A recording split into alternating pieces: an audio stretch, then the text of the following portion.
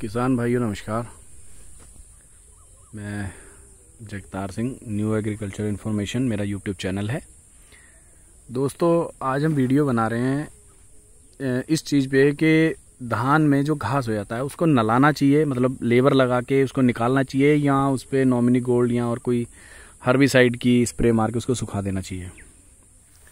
ये देखिए दोस्तों, हमने इसमें घास काफ़ी था तो हमने स्प्रे मारने का डिसीजन नहीं लिया, हमने लेबर लगा के इसकी नलाई करवाने का जो है गुड़ाई करवाने का डिसीजन लिया है।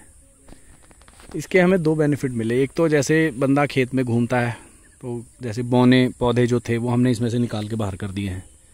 ये PR 131 वैरायटी है और इसमें थोड़ी प्रॉब्लम है बौने पौधों की, मतलब जैसे 1 एकड़ में 5 से 4 या 10 से ज़्यादा किसी में नहीं था, इतने बौने पौधे थे इसके अंदर, वो निकाल दिए तो हमें ये बेनिफिट मिला। और दूसरा ये है, हमारी लेबर कॉस्ट तो ऑलमोस्ट डबल आई है, मतलब वो 400-500 रुपये में 1 एकड़ में स्प्रे हो जाती है और ये हमें लगभग 1000 रुपये प्रति एकड़ के हिसाब से इसका खर्चा पड़ा है।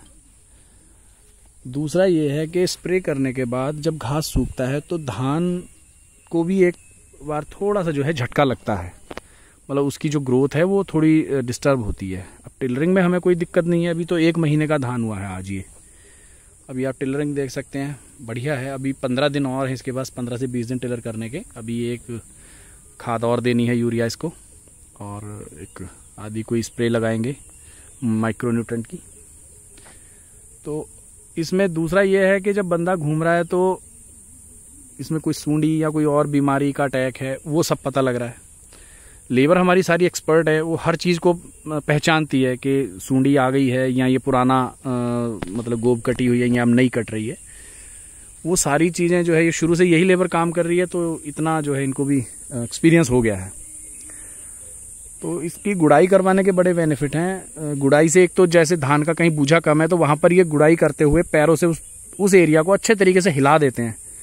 तो जब वो धान हिलता है तो वो पानी भरा हुआ होना चाहिए खेत में, तो उसके बाद में वो ये फील करता है कि मेरे ऊपर कोई अटैक हुआ है, तो वो अपनी प्लांट्स की जो है नंबर ऑफ प्लांट्स जो है वो बढ़ा देता है, मतलब वो ग्रोथ करता है नीचे से, जड़ से। हाइट नहीं करता एकदम से, वो ग्रोथ कर लेता है। एक उसका ये बेनिफिट हमें मिला, मतलब हम मान लीजिए हमारा 25 क्विंटल प्रति एकड़ का धान निकल रहा है नॉर्मल, हम उसमें स्प्रे मारेंगे तो वो हमारा 1 क्विंटल या आधा क्विंटल 1 क्विंटल एवरेज घटेगा ही घटेगा। और अगर हम जो है इसकी गुड़ाई करवाते हैं, जैसे लेबर लगा के घास निकलवा दिया, तो वो अगर 25 वाला है तो वो 26 या 26 क्विंटल तो 100% है कि वो होगा ही होगा। 1 क्विंटल की यील्ड तो वो बढ़ाएगा ही बढ़ाएगा धान अपनी।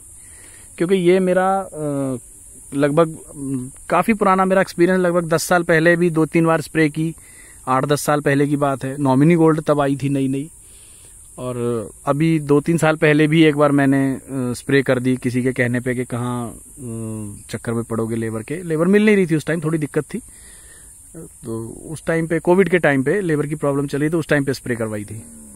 तो धान में वो मज़ा नहीं आया, मतलब धान शुरू से एंड तक वो थोड़ा टाइट सा ही चला है, जैसे फंस जाता है।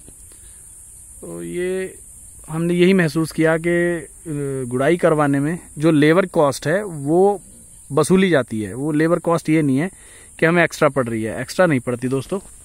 जितनी लेबर को हम पैसा देंगे उतना हमारा धान बढ़ेगा ही बढ़ेगा, बल्कि उससे ज़्यादा बढ़ेगा, ये 100% श्योर है।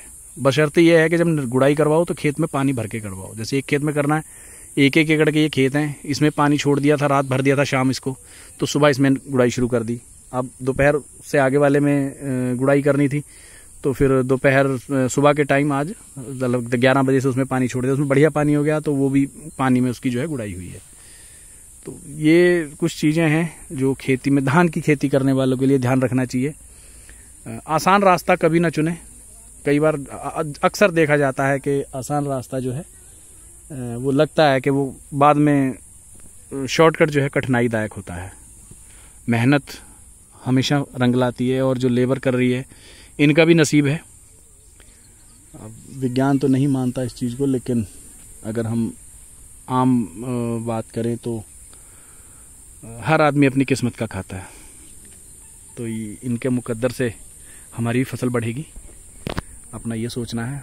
बाकी आप सब अच्छे किसान हैं,